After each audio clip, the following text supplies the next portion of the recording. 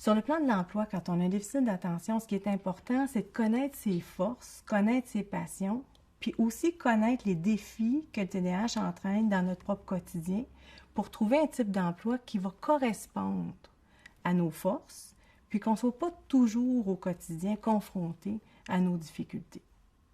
Et il n'y a pas de bon emploi ou de mauvais emploi pour quelqu'un qui a un déficit d'attention. Mais l'important, c'est de regarder ce type d'emploi-là, est-ce qu'il correspond à qui je suis, compte tenu aussi du déficit d'attention que j'ai. Il y a plusieurs milieux qui sont attirants pour quelqu'un qui a un déficit d'attention. Le milieu des arts va être un milieu où est-ce qu'il y a beaucoup de gens qui ont un déficit d'attention. Le milieu de tout ce qui est relation avec le public. Le milieu des affaires pour le challenge, mais d'un autre côté, le côté paperasse, le côté business va être très difficile pour quelqu'un qui a un déficit d'attention. Le militaire. Le monde militaire. Ça, c'est étonnant, ça. Non, c'est pas étonnant.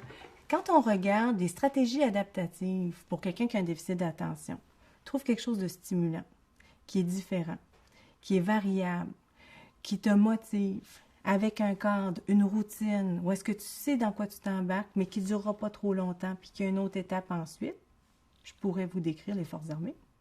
Les personnes qui ont un déficit d'attention, puis les gens qui sont hyperactifs, sont souvent des bons pompiers, si je peux dire, des personnes en action-réaction qui sont capables des bons urgentistes dans des situations.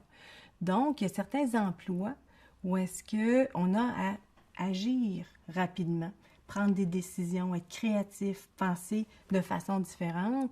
Alors, dans des contextes comme ça, la personne qui a un déficit d'attention peut très bien performer. Si c'est un emploi qui te demande une attention soutenue sur une longue période, avec peu de stimulation, c'est beaucoup plus difficile si c'est un déficit d'attention. Par exemple, contrôleur aérien. Il y a des gens qui ont un déficit d'attention et qui ont une façon différente de voir les choses, très originale. Et dans un contexte comme ça peut les amener à être novateurs dans leur domaine, inventer des choses ou avoir une vision différente des choses.